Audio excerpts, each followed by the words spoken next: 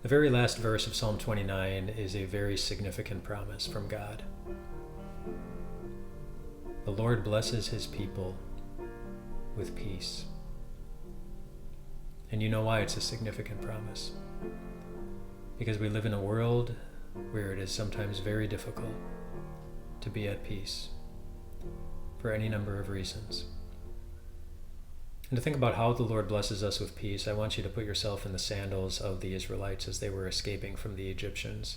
So go back into the book of Exodus, and the Israelites have been slaves in Egypt for over 400 years, and God sends Moses, the great deliverer, and through some back and forth between Pharaoh and Moses, eventually Pharaoh lets the people go, and the Israelites, they go out and they start going into the wilderness on their way to the promised land, and they're feeling very, very good until they realize that Pharaoh changed his mind about letting them go, and he started coming after them with his big old army, and they got very, very scared, and they came up to the waters of the Red Sea, and they were too deep for all of them to cross safely, and then there comes the Egyptian army behind them, and they're feeling trapped. And they say, Moses, why did you do this? Why did you bring us here to die? And Moses says, you don't need to be afraid. You only need to be still, because today the Lord is going to fight for you. And that's when the Lord opens up the waters of the Red Sea. Moses invites them to go on in and start walking through. They start walking through on dry ground. While they're walking through, God puts a big cloud between them, the Israelites, and the army that's coming after them, so they're not able to pass through, so that the Egyptians aren't able to follow them. And then once the Israelites get all the way across and they get onto the shore, when the last Israelite, all the men, all the women, all the children, all the everything, all the everyone, they're standing there safely on the shore, and they turn around.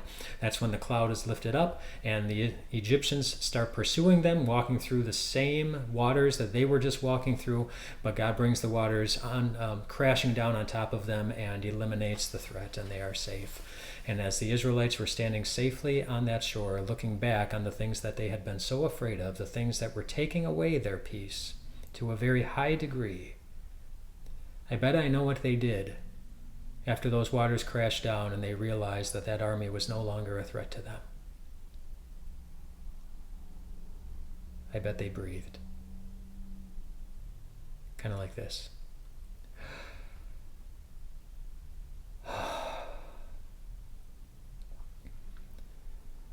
Kind of breath you breathe when the bad stuff is all done, when the threat is eliminated, when they were no longer slaves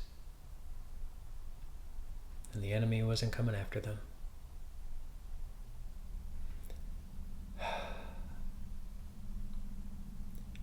You do know that God has promised you a day in your future when you will do the same thing. When you will exhale the most beautiful sigh of relief. It's a day when, in the words of Scripture, the old order of things has passed away. It's from Revelation 21. It's talking about the day that we are standing on the shore of heaven, safe with Jesus, in a place where there is no more death,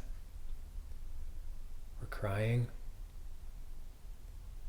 or deep heartfelt mourning, or any kind of pain. Not the pain that come from all the owies and the hurts that we get down here on earth. And not even the pain of guilt anymore, because you'll be living in the presence of the one who declared you to be forgiven. One day you'll look back from that shore and you'll see every enemy defeated,